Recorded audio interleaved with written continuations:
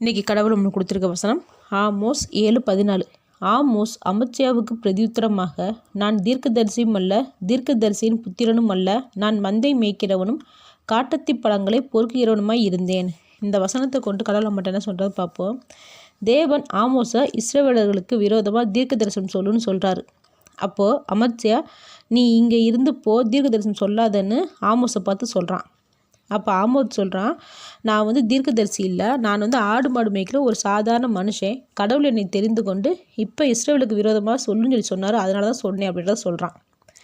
தேவனோட திட்டத்துக்கு தேர்ந்தெடுத்த மனுஷர்கள் எல்லாருமே ரொம்ப உயரத்தில் இருந்தவங்க இல்லை, சாதாரணமான மனுஷர்களையும் ஒதுக்கப்பட்ட மனுஷர்களையும் தான் கடவுள் தேர்ந்தெடுத்தார். நம்ம குடும்பத்துலேயும் சரி, இல்லை நம்ம தெரிஞ்சவங்களும் சரி, எதுக்கும் நம்மளை உதவாதவங்கன்னு ஒதுக்கி வச்சுருந்தா நம்ம கவலைப்பட வேண்டாம். ஏன்னா தேவன் நம்மளை தான் முதல்ல தேவனோட திட்டத்துக்கு தேர்ந்தெடுப்பார். அப்படி நம்மளை தேர்ந்தெடுக்கும் போது நம்மளை உயர்வாக நினைக்கக்கூடாது. இங்கே ஆமோஸை தீர்க்கதரிசனு அமத்சியா சொல்லும்போது, நான் ஆடு மாடு மேய்க்கிற மனுஷன் தாழ்த்திக்கிறான், தன்னைத்தானே தாழ்த்திக்கிறான்.